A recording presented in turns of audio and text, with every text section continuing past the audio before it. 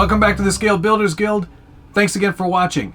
It's our first week in the Trail Honcho budget build-off. Cue the intro.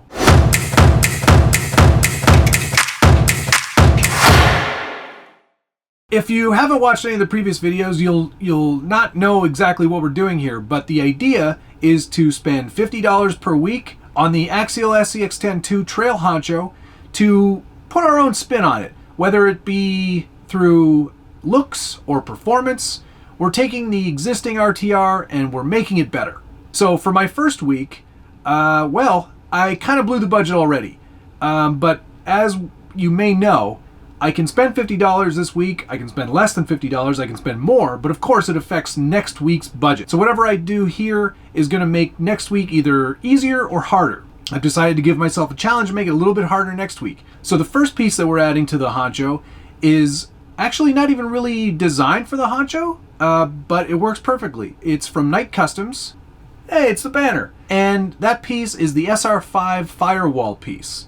Now, it retails on the Shapeways site for $88.20, and yes, that is blowing the budget massively.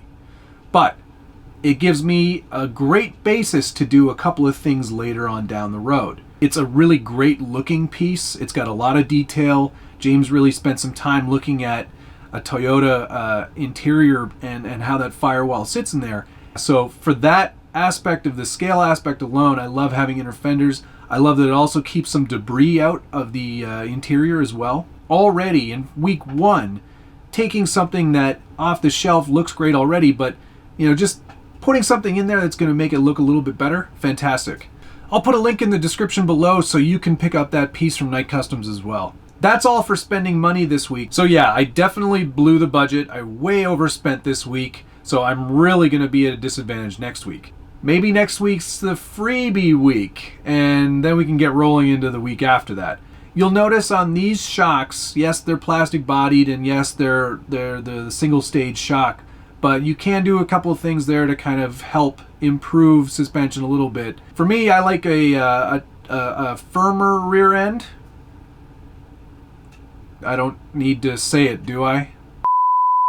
You don't want the whole back end flopping around a whole bunch. So by lowering your limiter on the shock body, you're firming up the rear suspension without changing anything or buying anything. I usually leave the front fairly loose. I like to have those axles articulate over obstacles.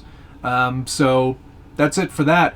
What you will notice that's new on these shocks is the spring perch. It's a new piece for this shock, and it actually has space for a bolt, so you can actually lock that perch to the actual shock assembly. I used an M1.5 10mm screw, torqued it in there, and now they're staying put. So that's a nice little option to do that's free and just gives you a little more stability. That's really kind of it for week one.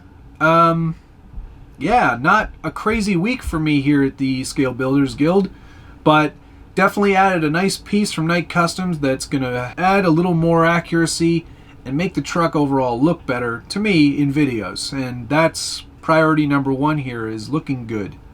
So okay, let's do a tally for week one.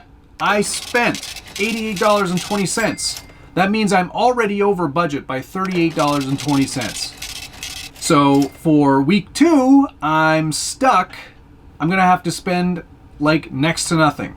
Let's see what I can do next week to make this budget build go back on track. Harley, over to you. I'm really excited to see what you've done for week one. Thanks for watching. We'll see you again next week.